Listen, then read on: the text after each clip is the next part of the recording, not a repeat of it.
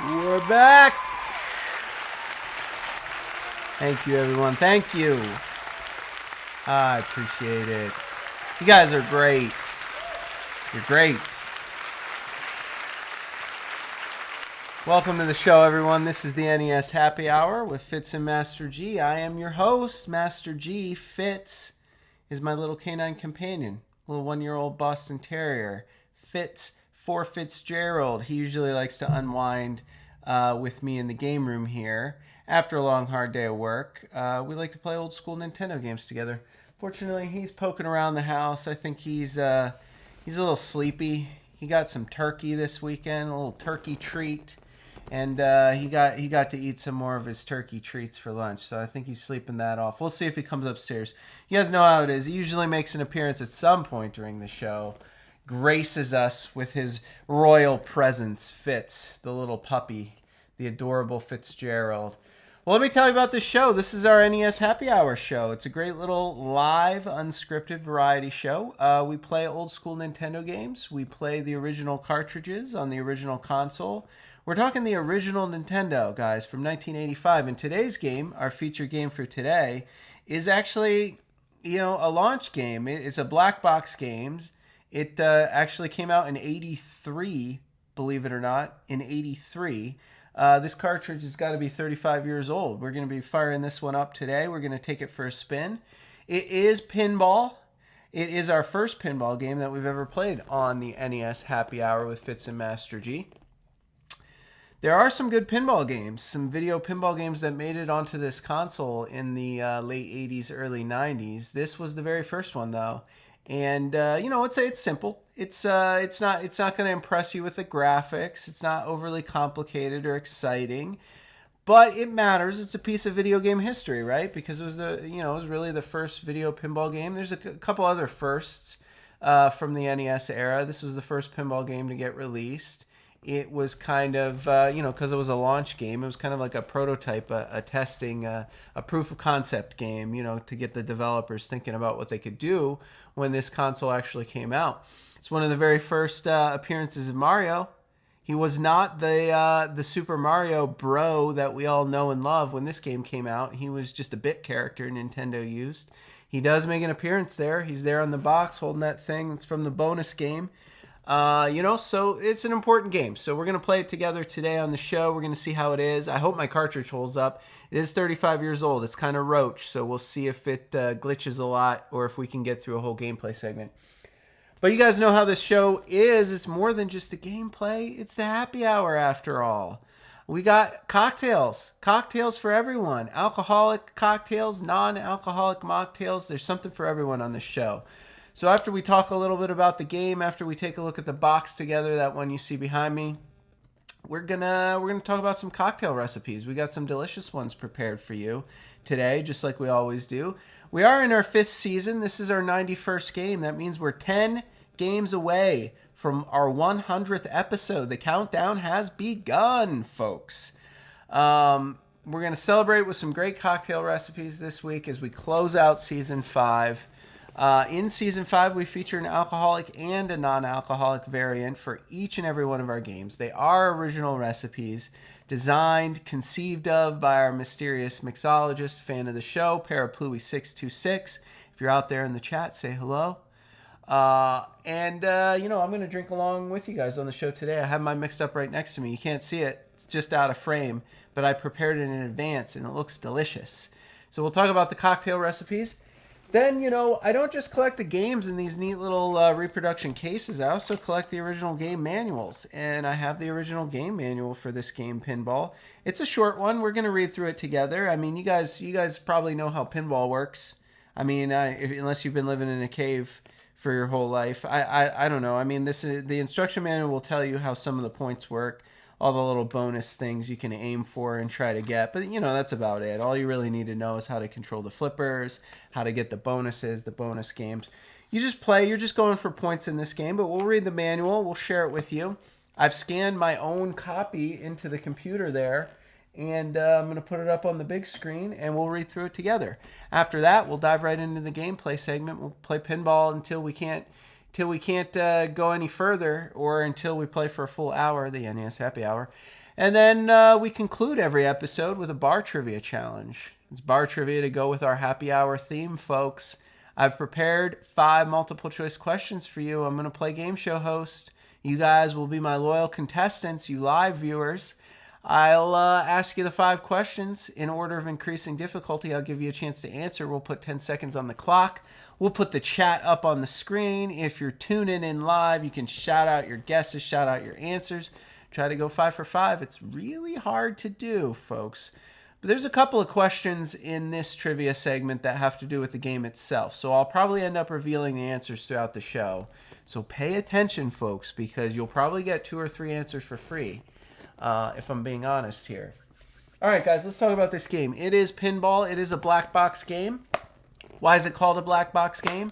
Because it comes in these black boxes. They're very uneventful, not colorful. They were the boxes used for the original launch games. That's right. Even the original Nintendo had a launch lineup, just like your PlayStation 5s and your Xbox whatevers.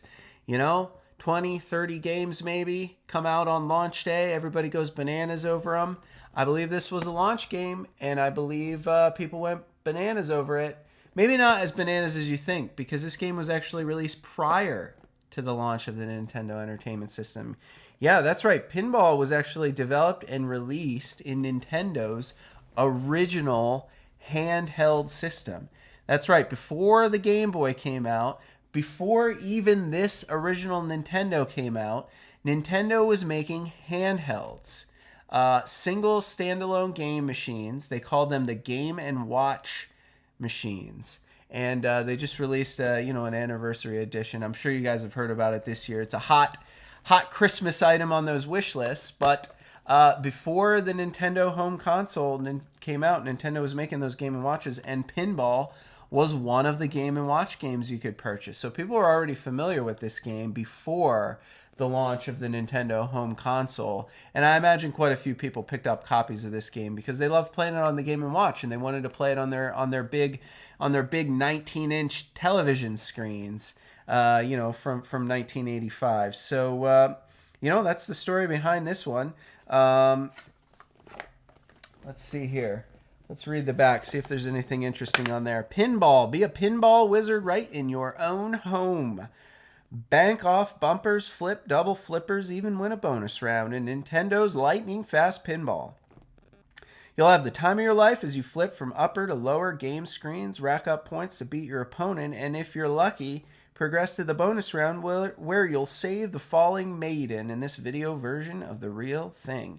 For use with the Nintendo Entertainment System, you can see the color schemes on the back there. I mean, it's pretty basic. It's not gonna blow you away with the graphics or the mechanics, but it's still an important piece of video gaming history. And we're gonna play every game here on the show, on the NES Happy Hour. That is, after all, our mission, right? I'm gonna collect every single cartridge. I'm gonna collect every single manual. I'm going to do an NES Happy Hour episode for every one of those 800 plus licensed and unlicensed games, including the launch games, including Pinball. I like Pinball. I mean, I never really got into it too much as a kid, but, as I got older, I learned to appreciate pinball machines a little bit more. Now, I'd still probably think you'd have more fun playing an actual pinball machine than a video pinball on the NES.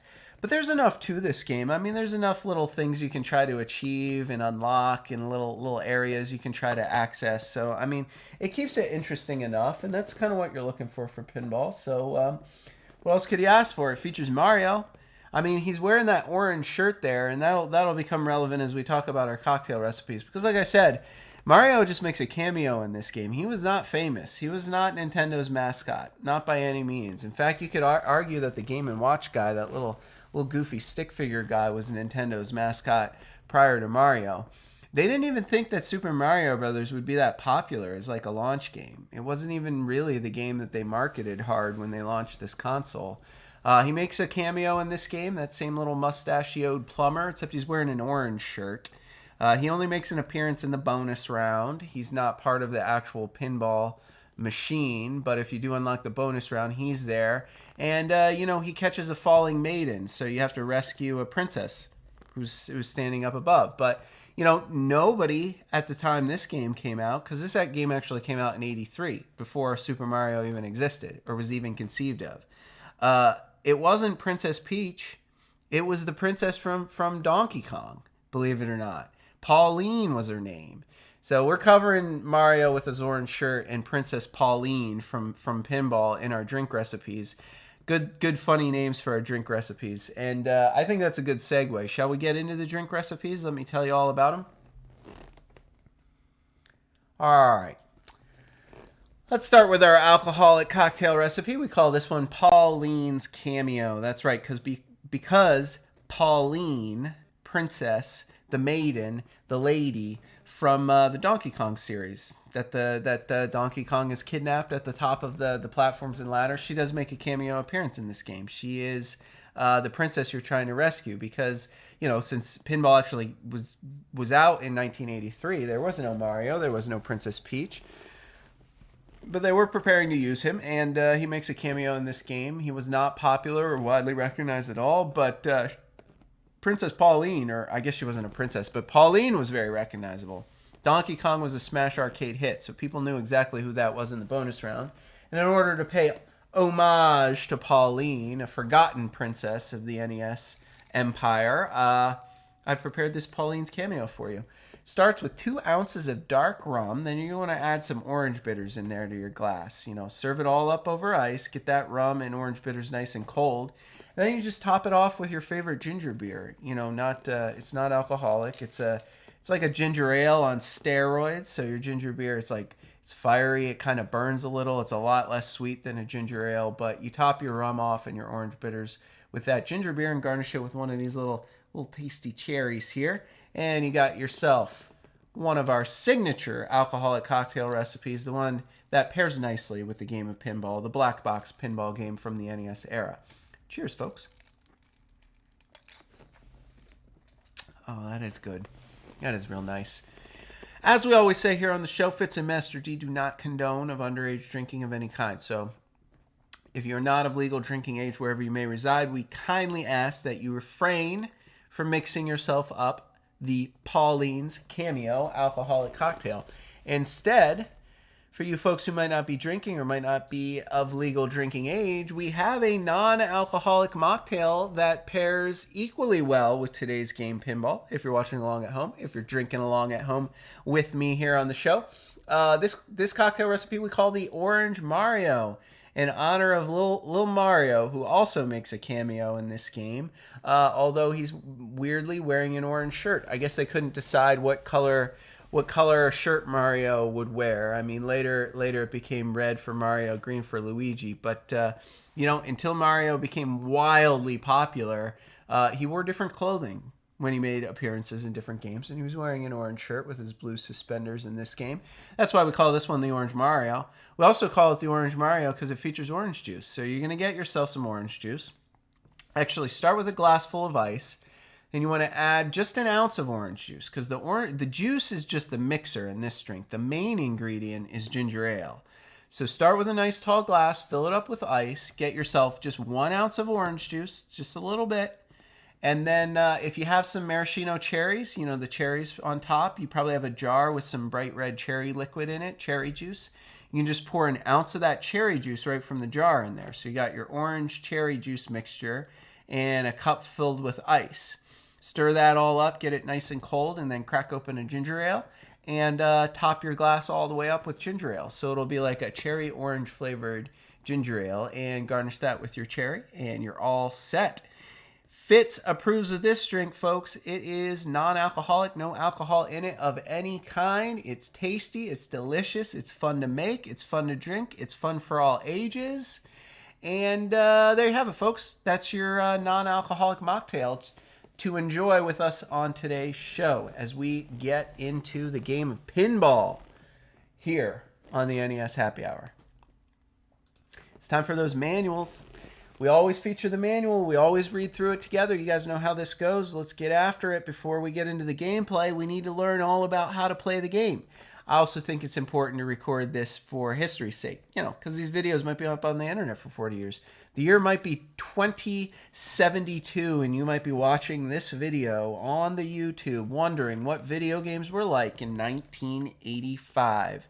And now you can see the manual, you can see the gameplay, you can have a nice a timeless cocktail recipe to enjoy, and of course some great old-timey bar trivia as well at the end. There it is, the Pinball manual. Let me pull it up, and here we go. The original Nintendo seal of quality for this, the launch game Pinball black box game. We also have the thank you. Be a pinball wizard, the object of the game.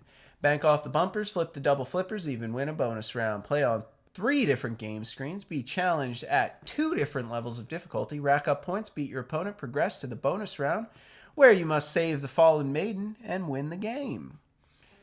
So it also gives you some precautions about taking care of your game. I wish the previous owner of my game cartridge would have taken a little better care of it. It was tough to get this cartridge to fire up. I'm worried if I sneeze in the room, it's gonna cause the game to just glitch out. It's in pretty rough shape, but we'll see when we get to the gameplay if we can get it working for a good solid showcase. All right, there's the names of the controller parts. You got your A and B buttons.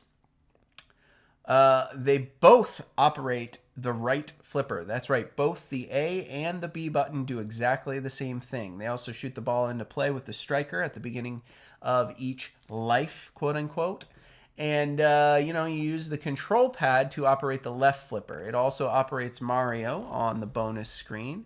So basically it's set up that way, because on your Nintendo controller here, you're going to want to hold it naturally, right? So the left flipper is just pushing any button on the control pad, and the right flipper is both A and B. It doesn't matter which one you push. So these things hit the right flipper, these things hit the left flipper, and start and select probably don't do much. Maybe they pause the game. They usually do. During the bonus screen, left and right just move Mario to the left and right, and that's all you need to know about that, folks. Okay, there it is, Pinball. Okay, the select button selects your game mode. Start button begins. Start button also pauses while you're playing and unpauses. Game A is designed for beginners. Game B is experts. So you have 1-player mode, 2-player mode in this game. And in each game mode, there's 2 difficulties. So 1-player A is easy, 1-player B is hard. 2-player A and 2-player B, I'm not really sure, because if you're playing against an opponent, I don't know how it would be easy or hard. I guess it's probably changes to the board and changes to the points, because when you're playing against an opponent, you're kind of taking turns, just to see who can rack up the most points with each of their balls there. How to play: press either the A or B button to strike the ball into play. With the plunger, you pull it down, it launches the spring, and the ball goes into play. Longer it's held down, the more the spring is compressed, and the stronger the strike will be. Operate the right flipper with either A or B, and the left flipper with any button on that control pad. There are 3 scenes, A, B, and C. Scene A is the top half of the pinball playing field. Scene B is the lower half of the playing field. When the ball falls into the lower half of the game, screen B will appear. If it enters hole 13 on that screen, the bonus round appears, and that is the C screen. On the C screen, use the control pad to move Mario to the left and right and flip the ball or save the lady. So it turns into a breakout game where you're the ball's just kind of bouncing and you're breaking bricks, I think. I think that's basically how it works. All right, it's going to tell you a little bit on the next page all about the game board. So it's split into 2 halves, the top half, the bottom half, and then if you get into the hole number 13, you go to the bonus mode. So that just this graphic just sort of explains the layouts, and then on the next couple pages it tells you all the point scores and what you need to do to unlock the different areas. So you got your lane, your slot window, your slot target, blocker post, other targets, lane lights, the hole kicker. So if you go in there, it just freezes the ball for a minute and then it shoots it out with high velocity. What else? The bumpers. Bumpers are pretty, they're circles on pinball machines. The ball hits it, it bounces off. Makes things unpredictable, adds a little bit of extra skill to the game. Your striker is the spring you use to launch it. Your cards, that's a little mini game in the lower section. You got more lanes, more blocker posts, holes, eggs for some reason. Just a bunch of eggs and chickens. So you go over eggs, you hatch chickens, you get points for that. I don't understand it. Exit, you don't want to go out the exit, I don't think. Side lanes, more holes. Mario and the lady on the bonus round. Bingo lamps. What are bingo lamps? Okay, so bingo lamps are in the bonus round. I think you just need to light up all the different lamps, and then the princess falls from her prison above, and you have to catch her. Otherwise, you lose. And exit will kick you out of the bonus round and into the main pinball machine again. So like I said, not a very colorful manual. Scene A, when the ball runs through the course with the score displayed, it's added to the total. If it goes through lane 1, there's a bonus of 500 points. The slot window 2 will rotate. Number 3 is, it's like a little, I don't know, like a slot machine logo right in the middle of the board. If the ball hits the targets, the slot window stops rotating and you want to line things up. So a 3, and a 3 combines to give you 3,330 points. And the block post 4 is raised for 6 seconds. It lowers when the ball goes through it. There's even more points up there, so you got to get your winning combinations and then go to the little bonus areas to rack up more and more points. If you get a 777, it gives you even more points. Raises the blocker post for 14 seconds, so you have a lot more time to try to access that area. You get 3 penguins. It raises the post, and all points earned while it's raised are doubled. It's lowered when the ball goes through lane 1. There's a 1,000-point bonus also for each penguin that appears. Block post 4 disappears when the score reaches 100 grand or 150 grand.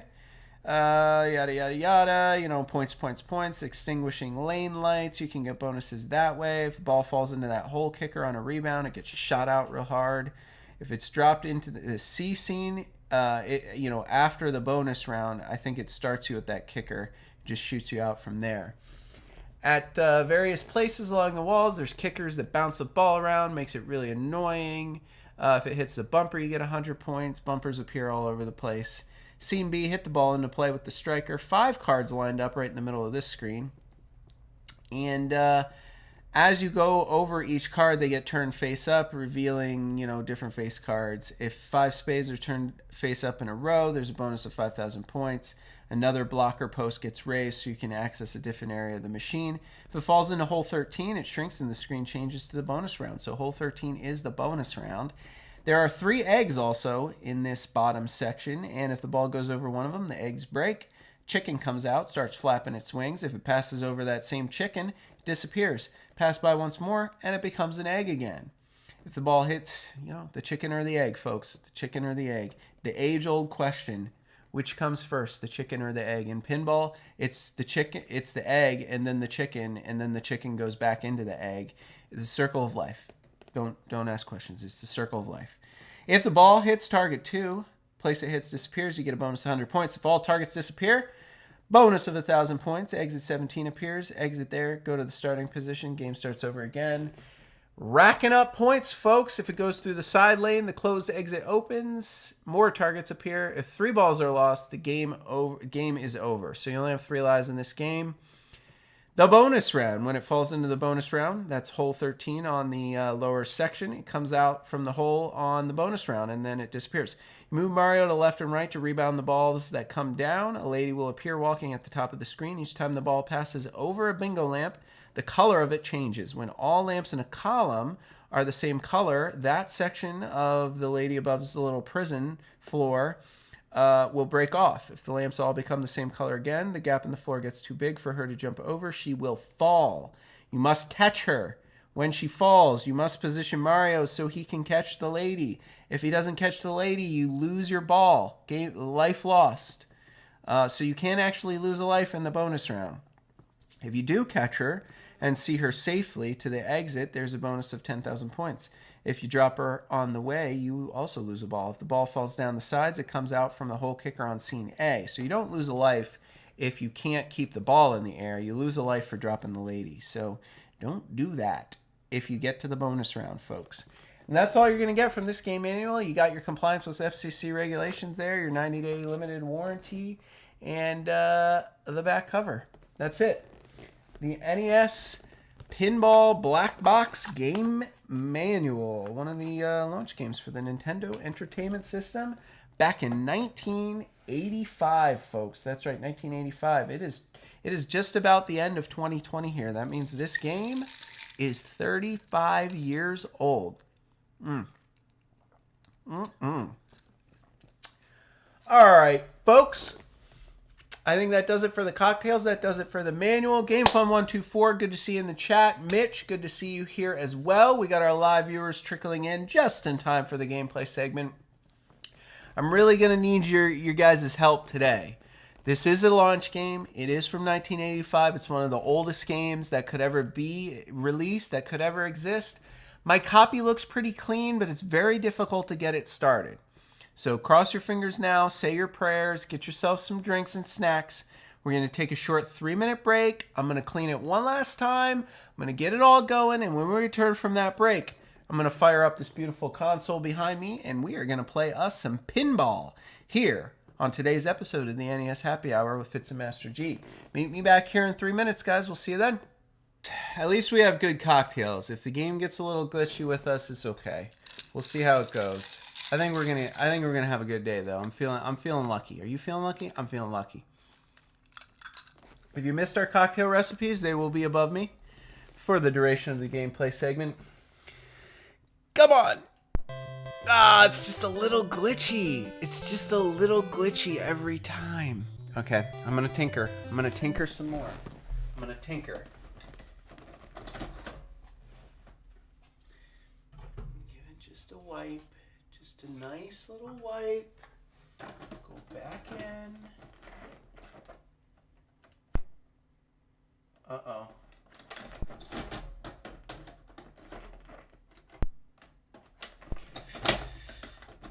I swear to God, it works.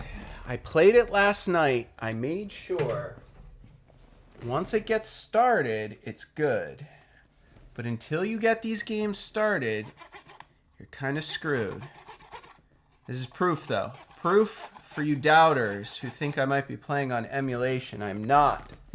These are original cartridges. The original pinball, black box. Going into the machine.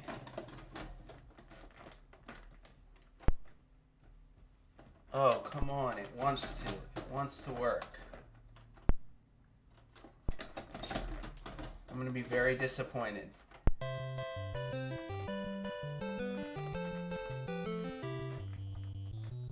It's got good tunes, though.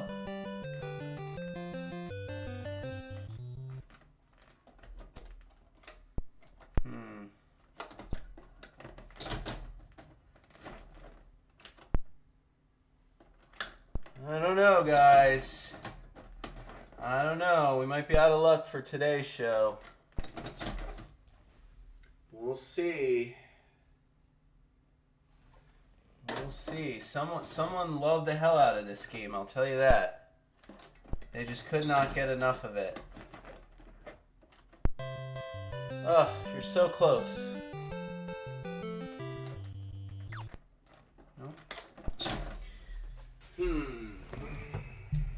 Once we get it going, we're good. We just need to get it going.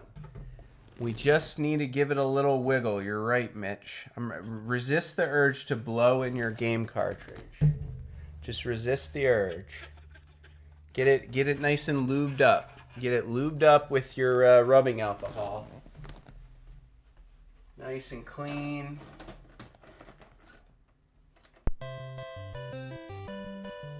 Guys, I don't think that's good enough. I don't think it's good enough. I don't think it's gonna work. Yeah, cause there's gonna be lines all over the thing.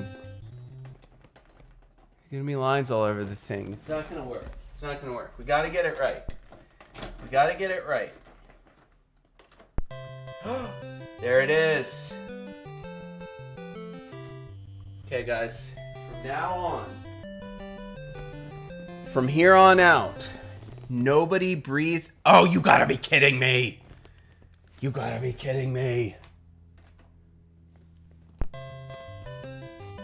How is the title screen not damaged, but the game... Oh, okay, fine, whatever. We're just gonna play. We're just gonna play glitched. How do I do the thing? Alright. Maybe it'll fix itself as we go, you know? Maybe if we sneeze from here. You can still see my points. Okay, well I died already, so you know that's kind of embarrassing. I'm distracted. I'm distracted by the glitchy lines through my copy of this game. I don't know. Like otherwise, functions perfectly, except for the lines all throughout the game here. I mean, you can see most of the game. Oh, that's not gonna help me. Oops. This is not a good warm-up game, but I'm distracted because I need to get rid of those lines. That's what it is. I need to get rid of those lines. My copy of this game cartridge is just so glitchy. Get in there. Maybe wait, no, that's not the bonus round. The bonus round is down below. I want to see if we can get the bonus round. Bonus round is up in that that spot up there. That's what you want to get. We got the bonus round. All right, here we go. See, it's like a wicked fast game of Breakout with Mario. He got an orange shirt on the box for some reason.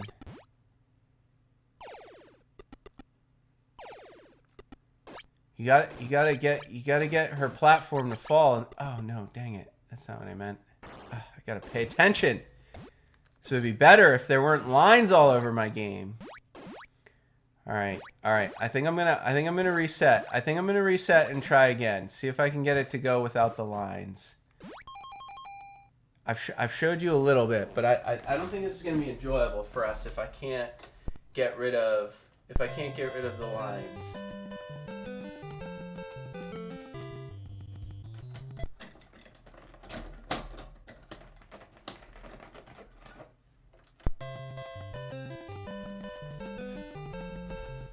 Oh, why? Why does it do that? Why does it do that? Cause it looks all right on the home screen, and then as soon as you put it in, like the cart's not really loose.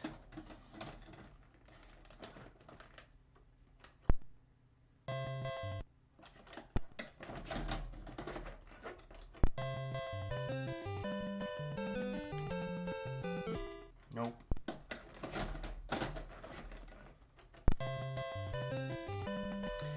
I just don't want to play with these dang lines. It sucks.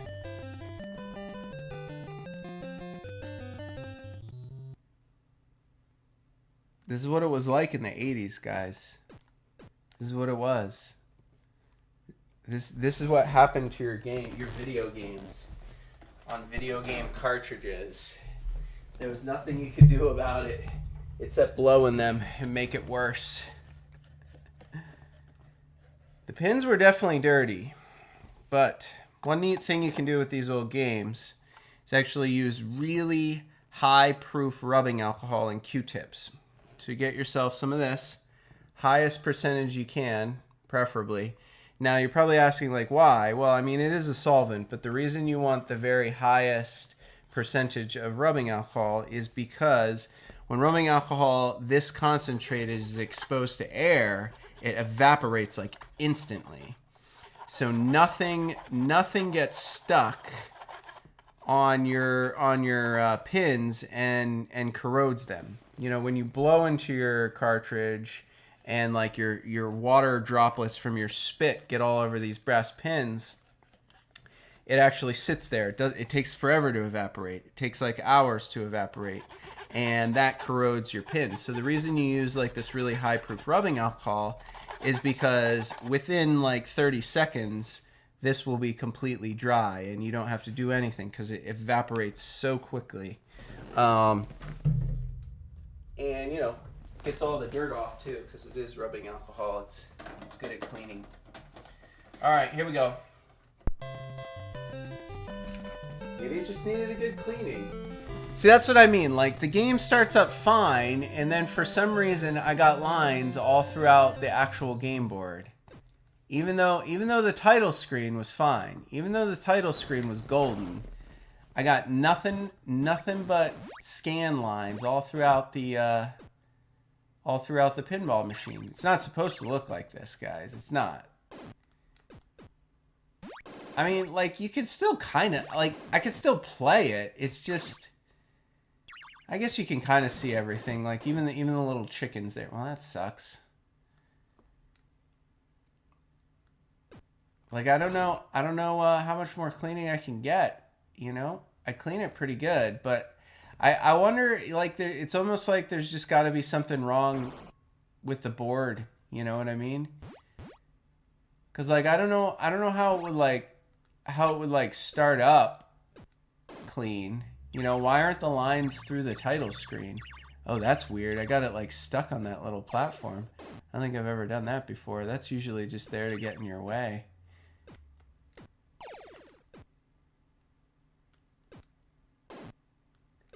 I mean, it's, like, playable. The game works. It's just, like, graphically, it's annoying.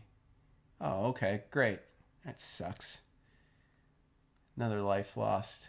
We're going to be done with this life pretty quickly. And then I guess we'll clean it one more time and see if that helps. I'll just keep cleaning it over and over again until we get one that works. Like, it's stable. You know, like, some of the games, like, really glitch out and, like, you can't actually play them. Like, once you get this one going, it's stable. Like, it doesn't error the game. It's just these freaking scan lines or whatever they are all through it. It's very distracting. I was able to get it working last night, but I'm not gonna lie, it took a lot of effort. It took a lot of cleaning, like a lot more cleaning than I wanted it to take. You know, because this is a live show after all, you know, where anything can happen. Completely live, completely unscripted. It's madness, folks. It's madness. The NES Happy Hour. We do whatever it takes. Whoa, chickens everywhere, and that's my game. I didn't even hit it. See, it's clean. Where'd my scan lines go? Did anybody see what my high score was?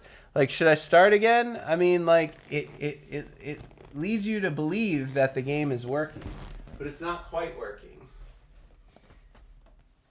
I wonder if I can jiggle it while it's in there and get the lines to go away. Oh, there's less lines. Okay. Okay. Did you guys see what I just did there? While the game was on, I just, like, repositioned the cartridge in the console. Brewery, I see you're excited with the E's. The E's are back. All right, guys, I think we got it. I mean, it only took about 10 minutes, but I think we got it. I think we're good. Everybody agree? I think we're good. Now, nobody move, okay? The slightest movement could put the lines back on. That was our warm-up. Now we're playing for real, folks. Now we're playing for real. For keeps. I think, like, the physics of this are actually pretty good. I mean, considering this game really is from 1983, considering the NES version here was like a launch game. I mean, it's fluid. It feels really nice. It really does. Oh, dang. Look at this. All kinds of bonus points. All kind of bonus points. I don't remember reading anything about the seals. I don't like when it comes down here because I can't do anything about that. What am I supposed to do about that? I have no control over that. That's nonsense. Come on, Pinball. You shenanigans. Do you guys know that pinball was actually considered a game of chance and thus illegal from, like, the 40s all the way up till the 70s in most places? The state of New York during Prohibition, like, I'm sure you guys have seen those, like, black and white videos of like police officers and FBI agents or whatever standing over, like, barrels of whiskey and, like, smashing them with sledgehammers. There are black and white photos of, like, the same type of people standing over pinball machines in the 40s and smashing them to bits because they considered it gambling, they considered it a game of chance, and you know, a vice that should not be tolerated. Don't fall in there. Come on.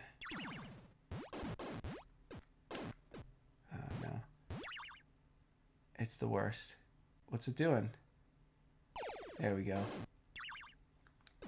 Yeah, pinball was actually highly illegal, believe it or not. You're a criminal if you play this game. Con man, a swindler, a gambler. I don't know. I mean, it is a game of skill, but I mean, don't you agree? Like, that's kind of just chance and random. Like, I kind of feel like it is a little less skill than people actually think it is because, you know, I have no control over that. Let's be realistic here, guys. I do have a pretty good high score here, though. I think I already beat my last high score. E.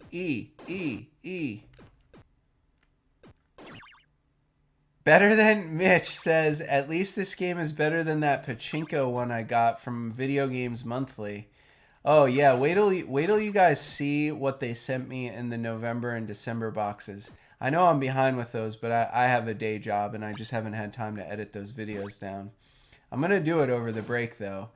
Some bad boxes. You thought pachinko? You thought pachinko was the worst? No, I'm kind of being harsh. It wasn't. They weren't that bad, but seriously, that pachinko game was pretty rough on the Game Boy Color.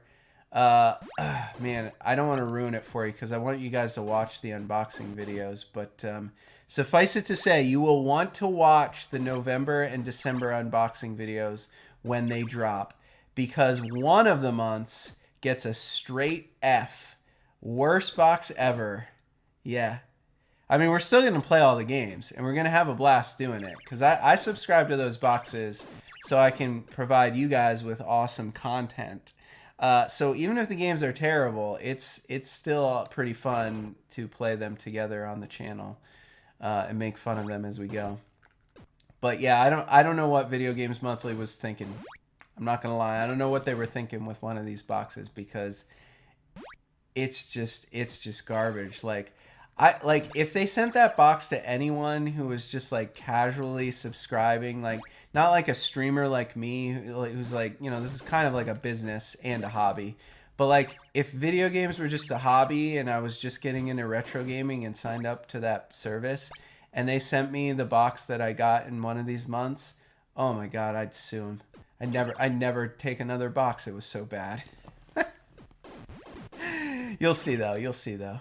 I'm talking it up, but more about pinball on the NES, folks. This original black box game, a game that actually came out in '83 on Nintendo's Game & Watch handhelds, became wildly popular as a Game & Watch game, and then of course was ported to become a launch title for the Nintendo Entertainment System. Because you know that's how they do it. They did that with the PlayStation 5. Like half of the PlayStation 5 launch games are also on the PS4. So that's kind of what this game was. It was actually a generation before the NES when this came out, and they just made it a launch game because it was popular. And you know, like I said previously, people were playing this game on little tiny handhelds from 1983 with black and white, you know, screens like those old Tiger Electronics games kind of. So it was like exciting because now it was like full color and you could play it on your home television, that like pinball game, you know, from Game & Watch. So everybody bought it because it was like a huge graphical upgrade. Exactly like how some of you you know, do I buy the PS4 version or the PS5 launch title? Well, I'll buy the PS5 one because I want the graphics upgrade. All right, I don't know what our score was. Top score was 33,000. That's the score to beat. Let's see if we can get that. I just want to get the bonus game again. I told you we were gonna get this game working. For those of you who stuck around, I hope the payoff is real. I hope we get to play the bonus game again as Mario rescuing the princess from Donkey Kong, because Princess Peach and Super Mario Brothers wasn't a thing when this game came out.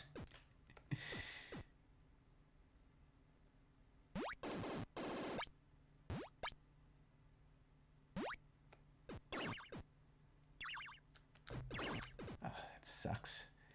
I am no good in this lower section. Like, I seriously, like, it's way too easy to just lose the ball. Way too easy. Just stay up top and just keep racking up points by the thousands. That's what I need to do from now on. I got a 3. Once the ball goes down here, I'm screwed. Oh, I can't do anything. Once the ball goes down into this section, it's over. No amount of skill will save me. I'm just at the mercy of the bumpers. RNG, baby. RNG, baby. High scores. I'm about to get me a high score, though, for real. Oh, you gotta be kidding me. Almost had it. Come on, get over there and get that last card. I want to see how many points I get. Stay up. Can't do anything when it gets down there. Oh, see? See what I mean by that BS? Like, it's just totally random. There's no way I could have stopped that from happening. It's nonsense. I don't believe that. I believe pinball is more of a game of chance than it is a game of skill. But I do believe there is an element of skill to it. And I don't understand why for 30 years they didn't understand that. And why it was like illegal in the US. It was like kids weren't allowed to play pinball. Because they connected it to gambling. But, I mean, I see why. I don't care what you say, man. There's more chance involved in pinball than there is skill. So, there are elements of skill. That's undeniable. But most of this is just chance. Let's be real. The moment this ball goes down into the lower section, it's over. How do I stop it on those? Like, oh, do I have to hit the... I have to hit the little pink thing. Oh, dang! Bonus points! Get it! Get it! How about that for a high score?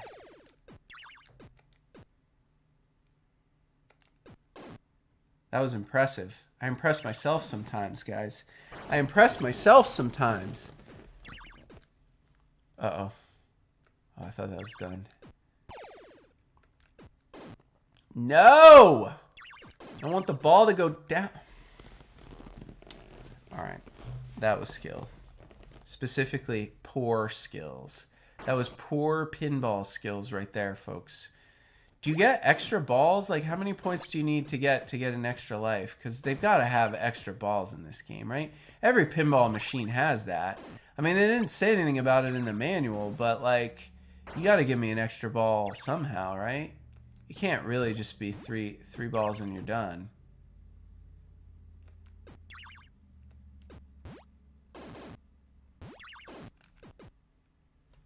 Okay. Let's do something interesting. Come on, give me the bonus game. I want the bonus game. I don't know how. Well, I guess I lose.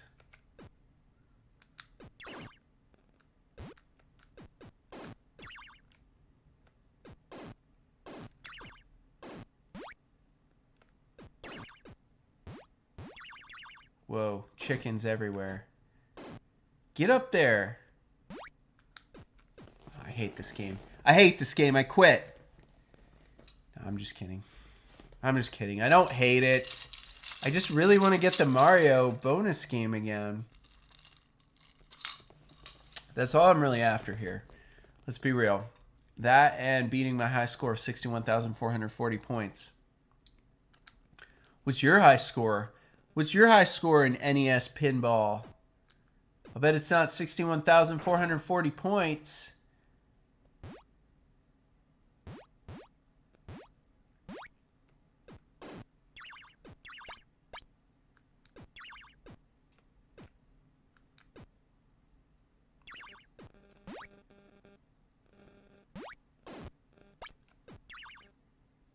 No! Well, we lost. Oh, come on. Maybe we can do the cards. I don't think we've ever done the cards yet. We haven't gotten all 5 yet, at least.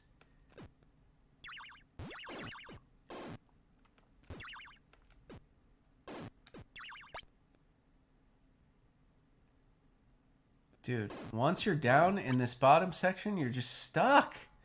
Oh, for Christ's sake. What BS is this? Like, seriously, I didn't even touch it. I didn't touch the ball for like 30 seconds, and it's just like, you lose. Mitch, I think you should pick up this game. It's a black box game after all, and those are the oldest ones. So, you know, it's a good, if you're collecting, it's a good one. And like, you know, it's mindless fun. Let's be real here. Like, you might only have like a half hour or two to play. And this is like the perfect game for like 30 minutes, just to not think for 30 minutes. It's a little frustrating that you're sort of powerless to do anything from this lower section. You can't. You just lose. Oh, I guess I just lost. Oh no, barely. Oh, yep, just lost. Guess you just lose. Ooh, you got 120 games, Mitch. That's good. That's good, man.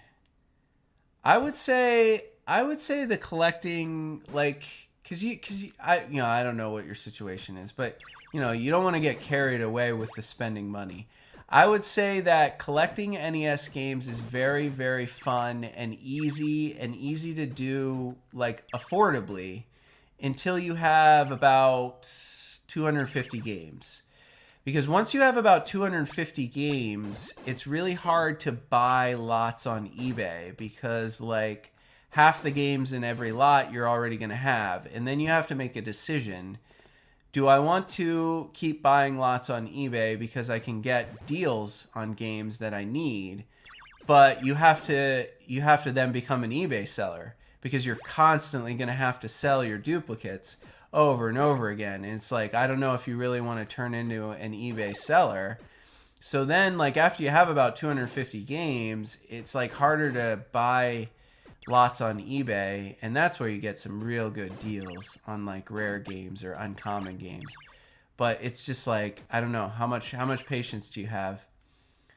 Because like, I'm at the point now where I see games I need in lots, and like I could buy the lot and pay like $5 per game, but I'd have to sell like 30 of the games again because I have them all. And it's just like, I don't want to spend all my time as an eBay seller, you know? Just selling duplicate, buying games I already have and then selling them. It's just too much work. So I would say you really hit a wall at around 250, maybe 300. That's when it becomes hard to get deals anymore. And that's when you have to start paying like market value for all your games. And then you have to ask yourself, what did I do? Where did I go wrong? Because now I have 200, 300 games, so I can't stop. But at this point, I'm paying, you know, all the games that I have left that I need are like 10, 15, 20, 25, $30 games. And it's just like, then you start crunching the numbers and you're like, what did I get myself into? It's going to cost me another $1,000 to get the next 100 games. I don't understand what these seals are or how I triggered them. You know what I mean? I don't have any idea. They just start chirping or whatever. I'll tell you one thing. I do not have my timings figured out. I don't know how we got that bonus round when we were still tinkering with the game cartridge in the beginning. I don't have any idea how we did it. I wish I would have paid attention. Someone rewind and tell me. Unbelievable. Unbelievable. Killing me. All right. This is not going to be a high-scoring round. I'll tell you that. I'll tell you that right now.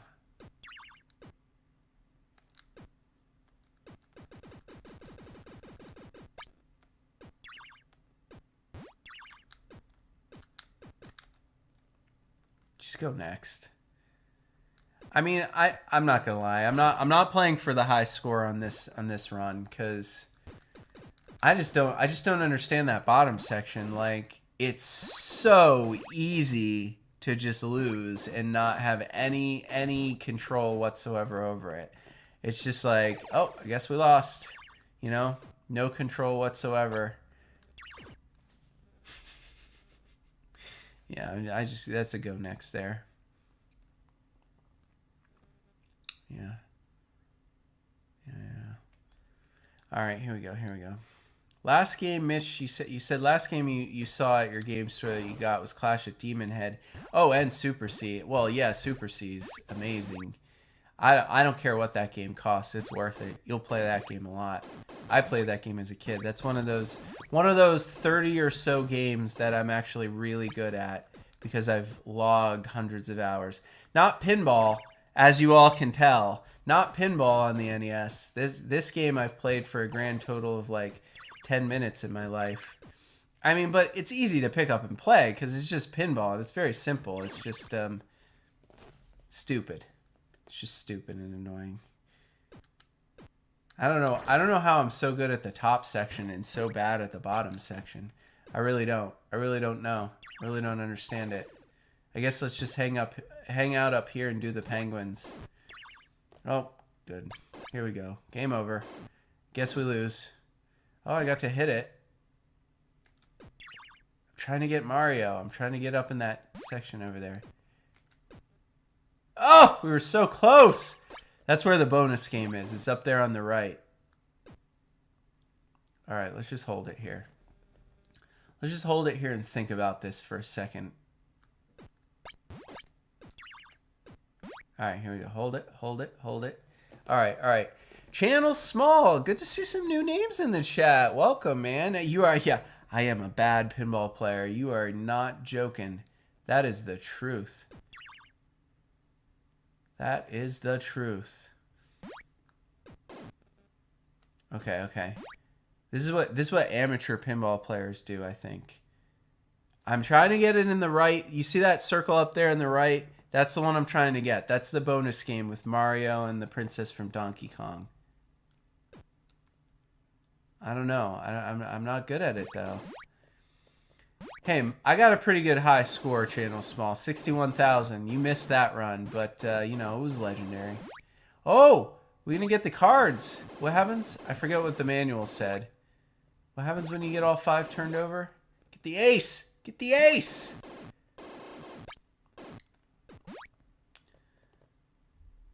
Oh, you're a Twitter fan. Thanks for coming to tune in, Channel Small. I do appreciate it. We have fun here on the happy hour. We got cocktails. I'm drinking mine. So, ooh, what's that? An exit? Why would I want to exit? What do you mean exit? Ooh, I got the little bumpers to save me. I don't understand the exit though, because bonus game! Boop, boop, boop, boop, boop, boop. Boop, boop, boop, boop, boop, boop. Boop, boop, boop, boop, boop.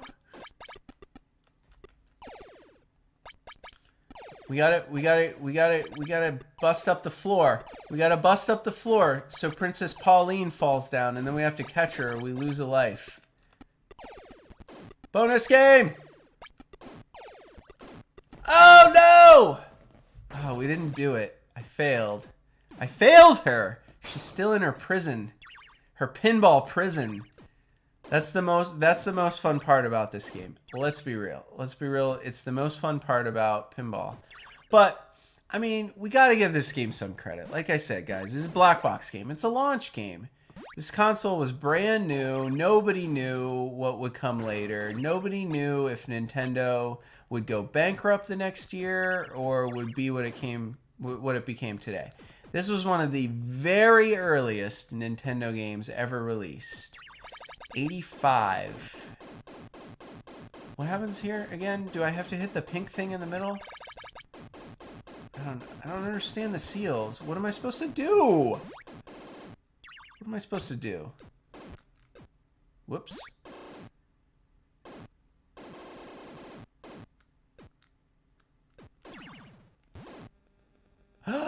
Oh, come on! I thought we had the cards. I thought we had the cards, guys. You said, how old am I? I look young to you, Channel Small. You came here for the cocktails, didn't you? And now you think I'm not 21. Well, that's flattering. It really is flattering. I am not 21. I am older than that. All right, no, guys, I'll tell you. I'm actually 34 years old. You know, I'm a working adult here. I was born in 1986, so I missed the launch. But the Nintendo Entertainment System was my first video game console. Sorry, guys, my co-host wants to say hello. Come on up. Come on. Oh, this is another thing you missed, Channel Small. You missed my co-host, Fitz for Fitzgerald. Usually we hang out after work because I do work a day job because I'm old. I'm 34. I have a professional career that I have to work to make money from during the day. This is just for fun. I finally have enough money I can start collecting, and I wanted to share all my games with you guys. So that's Fitz. I am younger than you then, but I am old enough to be doing happy hour, cocktail-themed retro gaming shows on YouTube without getting into trouble for being underage. I'm definitely old enough for that. And I'm a big fan of cocktails. This is the Pauline's Cameo here. Actually, I didn't make this recipe, but it's pretty good. The reason I say that is because I don't really like ginger beer.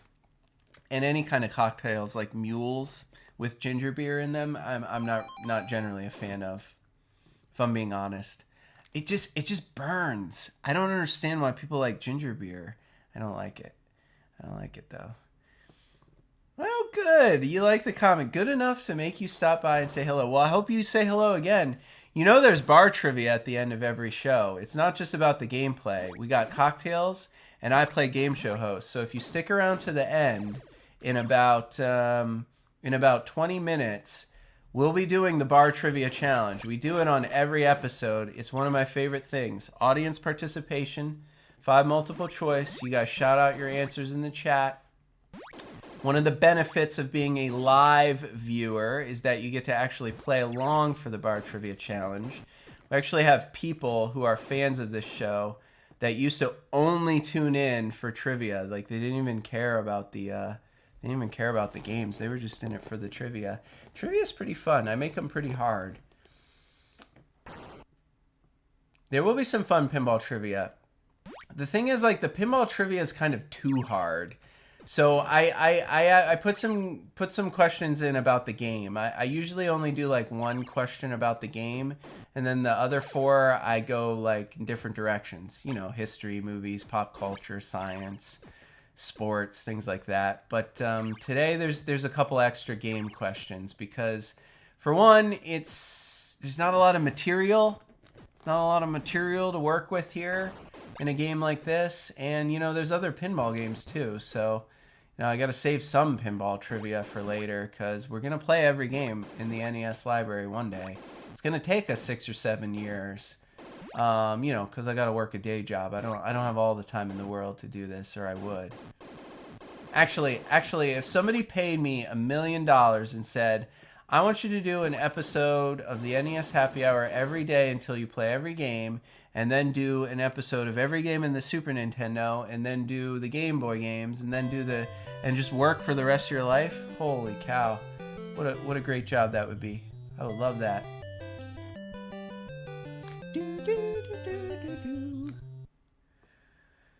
Jane P., I missed you earlier, but I just saw your comment. Fitz appreciates you saying hello. Bonus game! Oh, I didn't even try it that time. That was just an accident. I wasn't even paying attention. It just went in there, and I lost it. I gotta focus, guys. We're never gonna save the princess if I can't focus on my bonus round. I gotta stop talking, but you know how it is.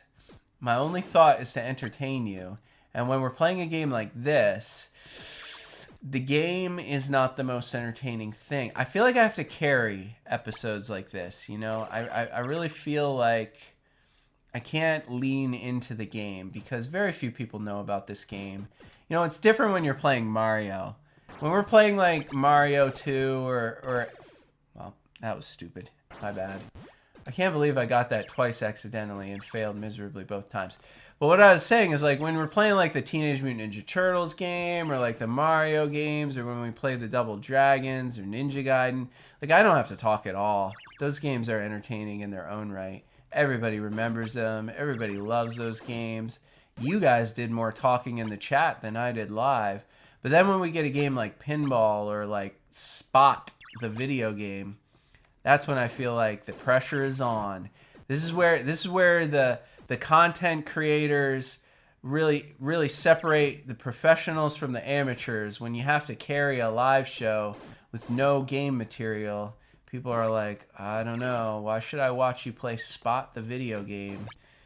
But I feel like that ended up being a pretty entertaining episode, considering the game was pretty, like, bland. I hope this episode is entertaining. Guys, did you see we broke our high score? I didn't even notice till now.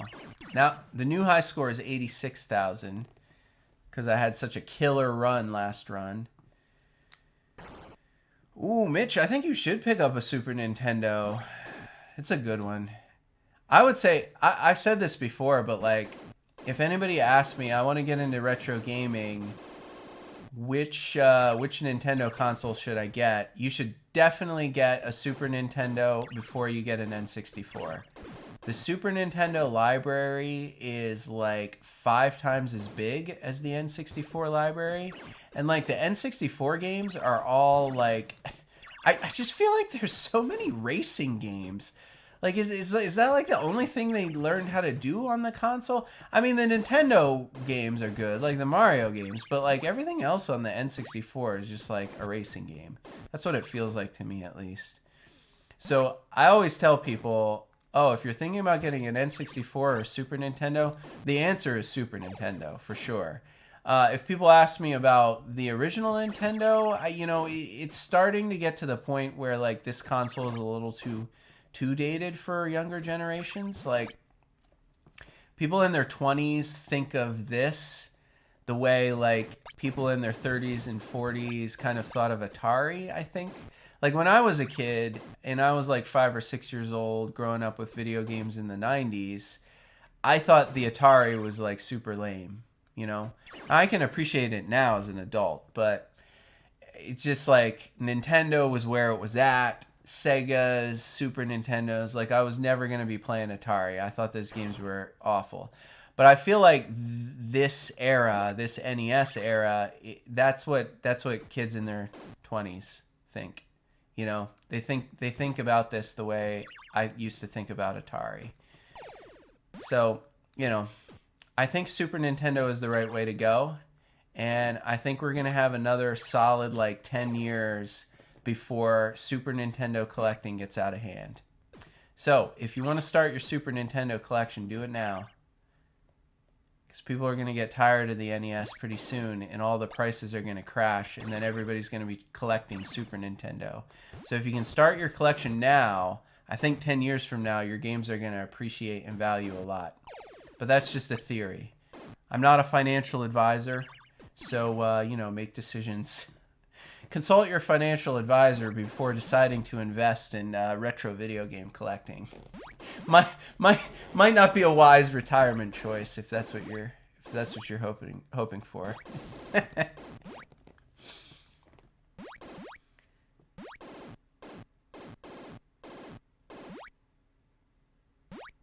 Come on. What happened? We still haven't seen what happens when you get the other card. I don't think I've gotten all 5 yet. It's probably just like a bunch of points, but I don't know. It might be like a weird little bonus round of some kind. Get over there. I'm not even doing anything. I feel like I just want to take a drink of my Pauline's Cameo. Bonus round! Completely unexpected bonus round! Don't exit. Don't exit. I don't even understand how to get her out, right? Like, do they all have to be the same color? Because that seems like implausible, right? Doesn't that seem implausible that I would ever be able to get every one of those buttons the same color? I don't think that's possible. Also, it is kind of like erratic how it bounces off my my little thinger here. You know what I mean? Like it goes in random directions. What is it doing?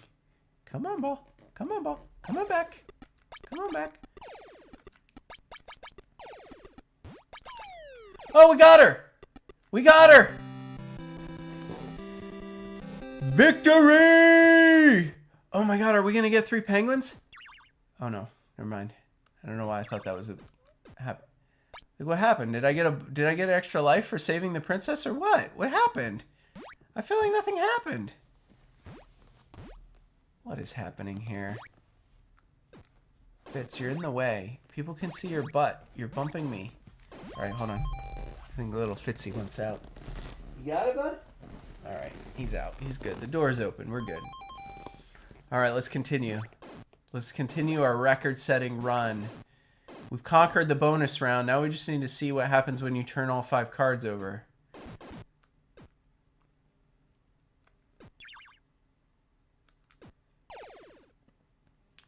I'm getting better at pinball.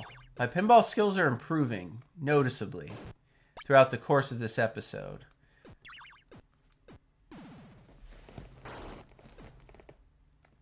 Uh-oh.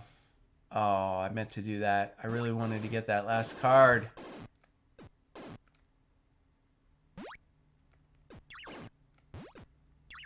Uh-oh. That was risky.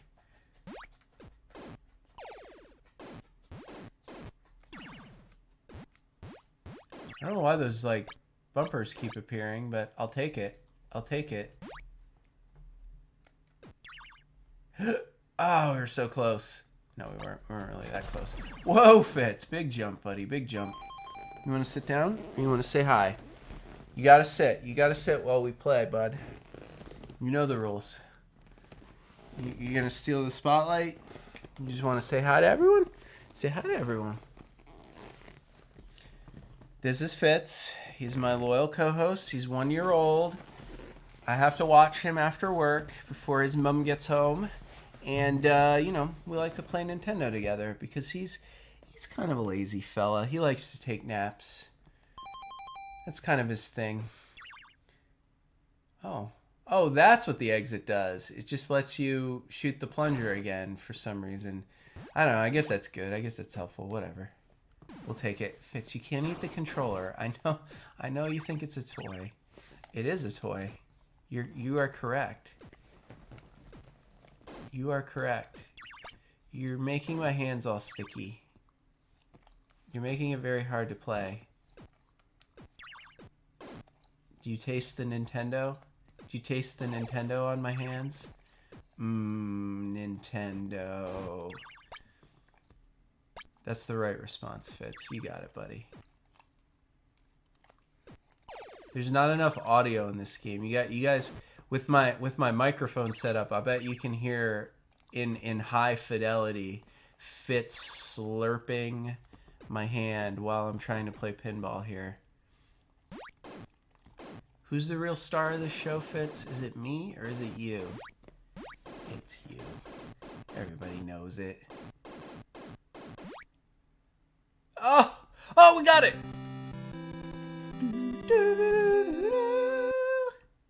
Whatever that means. We did it, though. Oh, like, you can't die because there's like a little plunger thing in the middle. Oh, you can die that way, though.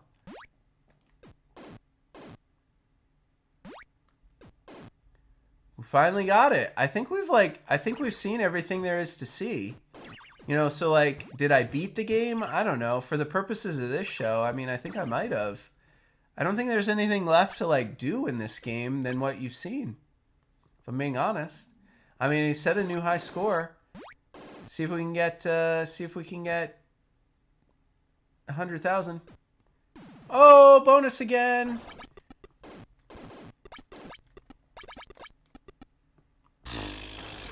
Fail, Fitz. Fail, buddy.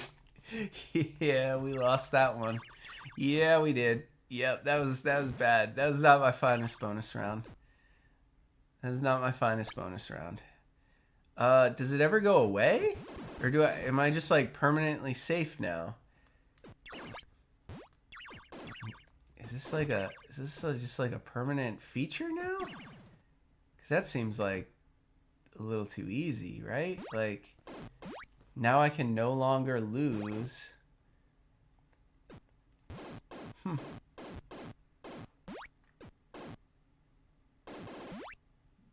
Oh, 100,000 points. Oh, exit unlocked. Wait, where'd my flippers go? Guys, where'd my flippers go? I can't see my flippers. I can't see them. I can't see my flippers. Is that part of it? Is that part of it, or is that a game glitch? Are you guys seeing this? My flippers are invisible. What is happening? What is happening? What did I do?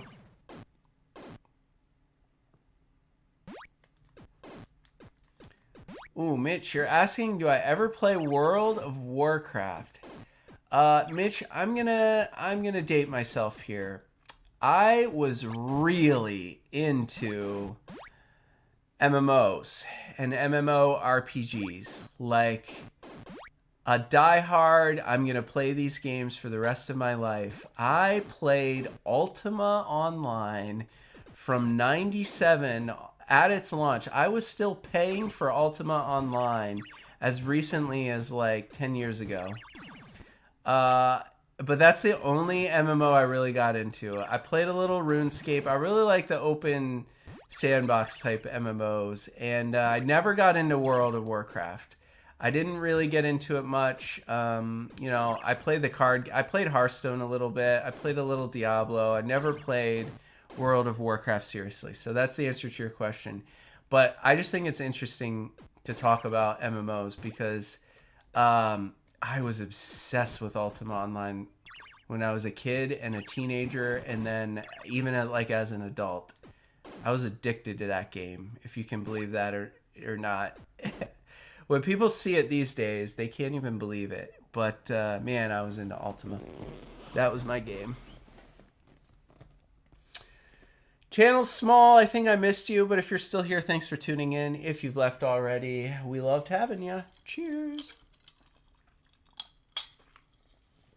All right, we have one ball left, and this is going to conclude our gameplay segment.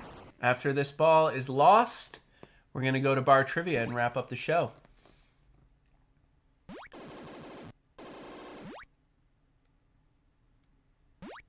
I'm one of those kind of like just sick. Wow, it is a glitch. Oh, it's over. I was going to say, Mitch, I'm one of those like sick MMO players. Like, I'm in it for the mindless grind. Like when I say like I got into RuneScape for like a year, just like that sort of senseless, unending skill grind for no purpose whatsoever other than to get like the one cosmetic that says I play this game for a bajillion hours. It's therapeutic. It's the same reason for me why like people play Animal Crossing. It's just like the daily thing. You just tune out, you get into this like meditative trance like state, and you just grind away. That's kind of how I was with Ultima for the longest time. There were a lot of role-playing elements with that game that were a lot of fun too. And that's definitely how it is with RuneScape. I feel like those theme park type MMOs where it's very like missions and quests and raid bosses and things like that, that's not more my style. I was into the MMOs for the sort of mindless grind for no purpose. But, you know, that's just me, right? Yeah. All right, guys, that's the pinball gameplay for today's show. I don't think we're going to play anymore. We got a high score of 116,530 points. We got off to a little bit of a rocky start getting the game cartridge to work, but I told you in the beginning, I know it works, and once you get it to work, it's stable. The problem with this cartridge is getting it to start. Once you got it going, you're good. You're golden. Right? And you saw it. So we got a good gameplay segment in. You got to see it. We're going to take a short 3-minute break, and then we are going to return to wrap up today's episode with our Bar Trivia Challenge Pinball Edition. You're not going to want to miss it. It is a blast to play, and I look forward to it. We'll see you in 3 minutes, folks. Alrighty, folks. Welcome back to the NES Happy Hour with Fitz and Master G. It's time for our Bar Trivia Challenge. If you've never played before, here's how it works. From now on, the chat box, our live chat, will appear above me. Everything you type in the chat from now on will appear on the screen. You can shout out your answers. I have prepared 5 multiple choice questions for you, somehow connected to today's game. Fitz will help. I will ask you these questions in order of increasing difficulty, starting with what I think is the easiest first, ending with what I think is the hardest last. I always save my favorite one for last. It's not always the hardest. It might be, but it's not always the hardest. If you can go 5 for 5, you will get a virtual high five from Fitz and Master G, and you will go down in history as being one of the few live viewers to ever go 5 for 5 in our bar trivia challenge. It's hard to do. It's only been done 5 times. This is our 91st episode. Without further ado, let's kick it off. There it is, folks. The Bar Trivia Challenge Pinball edition here on the NES Happy Hour with Fitz and Master G.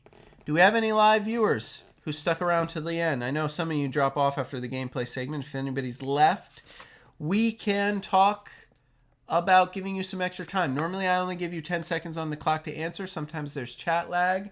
If I know you're playing, I will give you time to answer. Let's begin, shall we? Question number 1 is this. Believe it or not, before Mario became a household name, he made his first cameo appearance in today's game. What color shirt does Mario wear in the pinball bonus game? What color shirt is it? Green, red, yellow, or orange? Is it green, red, yellow, or orange? You have 10 seconds. The clock starts now. I told you, I start off with the easy ones, the warm-up questions. Who's looking? Who's zooming in on their video right now? Who's zooming in? Who's zooming in on their video right now? Good job, Mitch. Your guess is D, orange. You are correct. You might have also gotten that from the cocktail recipe. Actually, the mocktail recipe we called the Orange Mario. Features orange juice. You can see right here on the box, he is wearing an orange shirt for some reason. And, I believe it's because they hadn't really pinned down his color scheme yet when this game came out. I do remember seeing him in the bonus game, though, and it looked more red to me than orange, but maybe I'm slightly colorblind. I don't know. I'll have to ask you guys what it looked like in the game itself. You might have to rewind and see. But on the box, it is most surely orange. And our drink recipe was the Orange Mario for the non-alcoholic version. And that means D is the correct answer. Mitch, you're 1 for 1. Cheers. I think we lost the rest of the crew. Let's continue. Question number 2, Mitch, are you ready? Hitting the ball in the bonus hole unlocks a bonus game in today's game Pinball, where Mario must rescue which of the following retro princesses? That's right. Who did we catch? Which princess was locked above? The one that fell. The lady. She fell. We caught her. We saved her. You saw it here on the NES Happy Hour. Was that A, Daisy? Was that B, Peach? Was it C, Pauline from Donkey Kong? Or was it D, Zelda? Yes, Zelda was the princess, not the knight. The knight's name was Link. Those are your choices. You have 10 seconds. I'll start the clock now.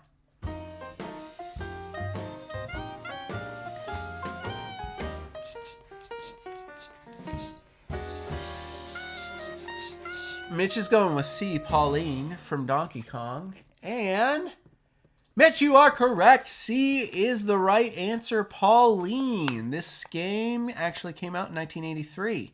And, it was pre-Princess Peach. Mario was not a household name. In fact, Mario as a launch game was not even the launch game that Nintendo thought would be popular. They kind of didn't publicize it because they didn't think people would get it. So nobody knew about Princess Peach. Daisy came much later. Zelda was just a dream at this point. But everyone knew Pauline from Donkey Kong, that lady that the giant gorilla had captured. And she makes a cameo in this game, and that is why we named our alcoholic cocktail, the one I'm drinking right here, Pauline's Cameo.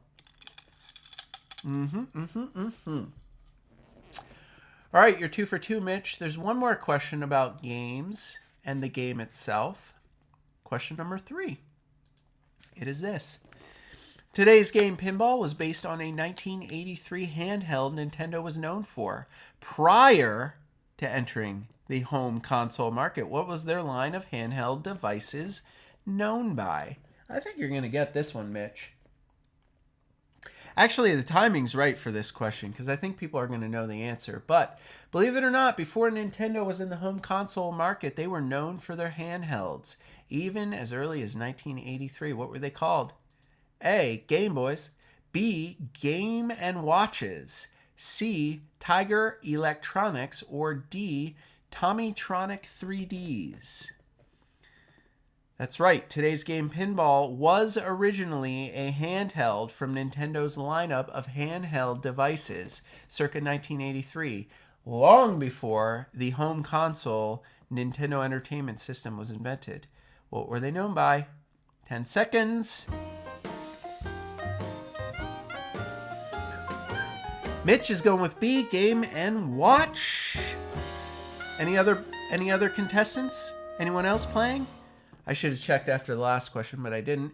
Mitch, you are correct. B is the right answer. Game & Watch, a series of handheld devices that Nintendo popularized prior to ever dreaming up this little beauty you see behind me.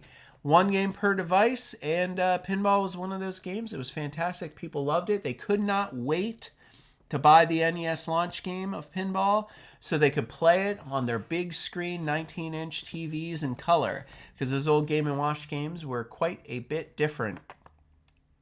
Pinball came out on the Game & Watch, and that's where it became popular. That's why it was a launch game, and you are correct. Interestingly enough, if you've been paying attention this holiday season, the new commemorative 35th or 40th anniversary Game & Watch, Nintendo re-released with Super Mario Brothers and Super Mario 2 The Lost Levels, as well as the clock. That was always a staple of the Game & Watch devices.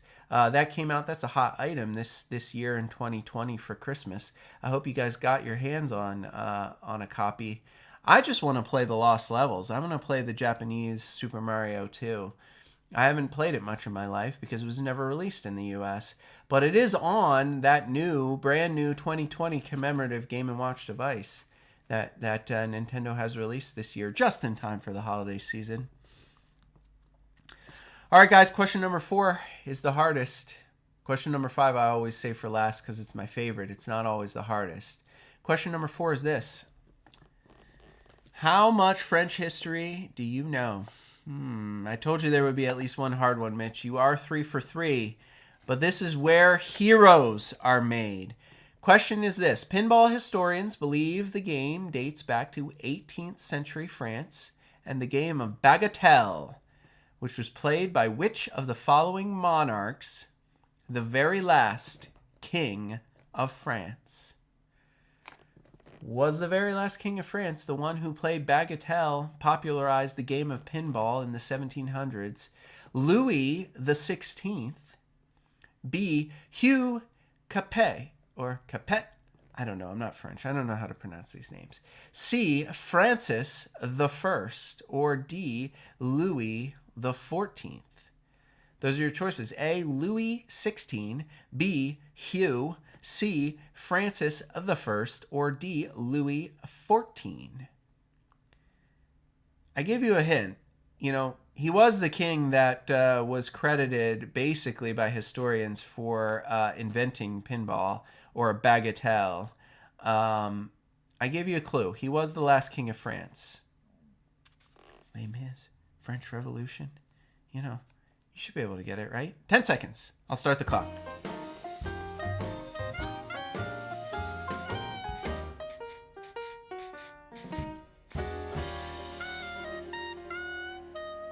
Mitch, your guess is A, because 16 more Louis. Mitch, you're correct! An excellent guess. Louis the 16th, the last king of France, reigning over the French Revolution. If you've ever seen the movie Les Miserables, that king that concedes them, or it's the end of the monarchy, right? The French Revolution, Louis XVI was the last one before they ended the monarchy after the French Revolution. Now, Hugh was actually credited with being the founder of modern France. He was one of the earliest kings of France, back when France was an amalgamation of different Germanic territories and tribes. He's kind of credited with being essentially the founder of what we know as France today. Now, Francis I was a fantastic king. He was a patron of the arts during the French Renaissance. He was very, very popular there because, he presided over the Renaissance and welcomed and encouraged the arts and science during that time period. Louis XIV, two Louis before Louis XVI. Louis XIV is the most famous one. He was an absolute nightmare. The worst monarch of all time, probably. He was known as the Sun King, Louis the Great. He chopped off a lot of heads. He was a tyrant. He was a maniac. He was a feared and terrible ruler. I think most of history remembers him in that regard. Louis XVI, though, is the correct answer. Well done, Mitch. You're 4 for 4. Question number 5 is a total wild card. I don't know if you're going to get it. I don't know if it's hard. I don't know if it's easy. It is definitely my favorite one, though. And that might be all the clue you need. It is this. In which of the following cities was it illegal for people under the age of 18 to play pinball or stand within 10 feet of a pinball machine until the law was finally repealed in October of 2004? That's right, up until October of 2004, pinball was illegal to be played by people under the age of 18. In fact, folks under the age of 18 were not legally allowed to be within 10 feet of a pinball machine in this U.S. city until that law was finally repealed in October of 2004. Was that New York City, New York? Was that city B, Miami, Florida? Was it C, Los Angeles, California? Or D, Nashville, Tennessee? And Fitz, adorable Fitz, has the hiccups. Do you guys see him hiccuping? You have 10 seconds to get your guess in the chat, and then I'll tell you all about the story. Clock starts now. What's it going to be, Mitch? You have a 1 in 4 chance of going 5 for 5 on today's trivia. Mitch is guessing D because he's seen pictures of pinball in LA and New York. Well, I will tell you this. Pinball was super illegal. They cracked down on pinball in the 40s. Actually, as part of Prohibition, pinball machines were frequently set up alongside slot machines in speakeasies, drinking establishments. Prohibition pretty much ruined it. Pinball became this like taboo, gambler's paradise sort of, game of chance, game of risk, where you could win money from the bar owners. It was like a crime an organized crime thing, and it got a real bad rap. By the 40s, pinball was made illegal. A game of chance, a gambling game. No one under the age of 18 could certainly play it, and during that era, they were essentially banning it in most major cities. In New York City, the mayor, there's plenty of videos and photographs, just like you see those old FBI agents smashing whiskey barrels, during the era where of Prohibition and whatnot. There are plenty of film stock footage and photographs of them actually destroying pinball machines from the same era. Pinball was completely illegal in New York City from the 40s through the 70s, when via a spectacle, there was this guy who went to the court of law, and in the court of law was asked to prove that pinball was a game of skill instead of a game of chance, and therefore it should no longer be considered illegal for children under the age of 18 to play, and actually proved in a court of law by playing an actual pinball machine that it was actually a game of skill. That caused them to rethink the pinball laws after 30 or 40 years and consider it recreational amusement instead of a form of gambling. And that's why in the 80s and 90s in Hollywood, pinball was this like rebellious thing. It actually was illegal in most areas of the country until like the 70s. It was a huge controversy when it got overturned. You know, cautious parents didn't trust it. Pinball will corrupt our youth and destroy the fabric of America. If you're wondering which of these cities was the very last city to officially repeal the law of pinball being illegal, you would be interested to know that the answer is, in fact, D, Nashville, Tennessee. And I couldn't resist putting this question in here because, as you may well know, these first 100 episodes, these first 5 seasons of the NES Happy Hour aired from our home here in Nashville, Tennessee. Yes, the city I live in today. It was completely illegal for children under the age of 18 to both play pinball and stand within 10 feet of a pinball machine until as late as 2004, where our ridiculous local government had to be convinced that pinball is not a dangerous form of gambling that will destroy the fabric of America's youth, but in fact just a common recreational amusement like any other arcade game in the world. And you know, it took a business owner here in the city who was looking to stock his bar or coffee house or whatever it was with a couple of pinball machines, did not realize that they were illegal and had to go through the effort of getting that antiquated law repealed in the city of Nashville.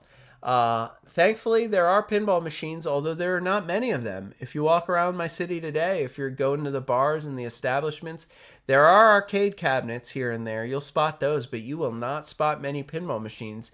And that's because until as late as 2004, it was illegal in this city, the city of Nashville, Tennessee.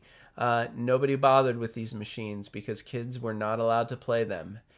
Mitch, you went 5 for 5. Congratulations. That's twice now. I think you've gone 5 for 5 twice on the show. It was bound to happen. You are one of our most loyal viewers, always tuning in, always sticking around for bar trivia. Give yourself a round of applause. Woo, woo, woo, woo, woo, woo, woo. Fitz, he did it. He did it, Fitzy. He did it. He went 5 for 5 again. Oh, my only thought is to entertain you. Right, Fitz? We're good entertainers. Thank you guys for tuning in. I really appreciate the support. I hope you guys enjoyed the episode.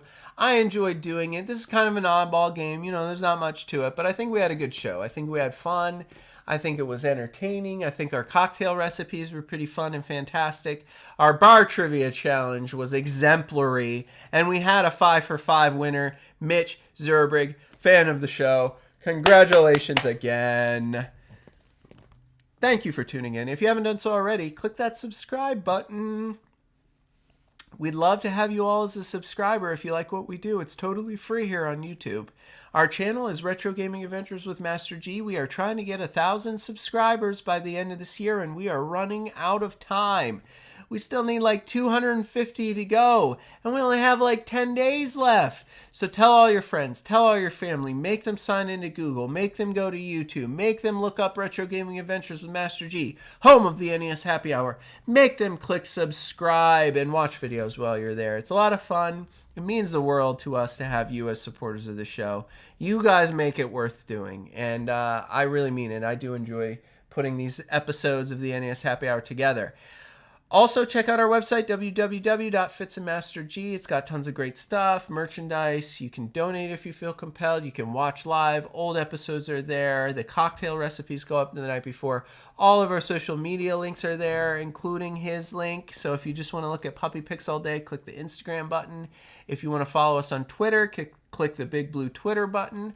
Our handle's Hey Master G. And you'll never miss out on what's going on here on the channel whenever we have great content coming up. And we are going to have some great content coming up in the off season. As you may well be aware, we only do 20 episodes in a season, and that means the countdown has begun for the end of season 5. This was our 91st show. We have 9 more episodes to do. We're only going to do 2 more this week.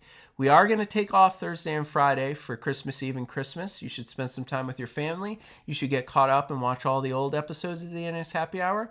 But we're going to make up that time by doing episodes on Saturday and Sunday so we can stay on schedule to have our 100th and final episode of Season 5 on New Year's Day. And then, as you guys know, we take a long break before we're back with another season. We've got some fun content planned for that break. Do follow us on Twitter. It's the best way to make sure you never miss out.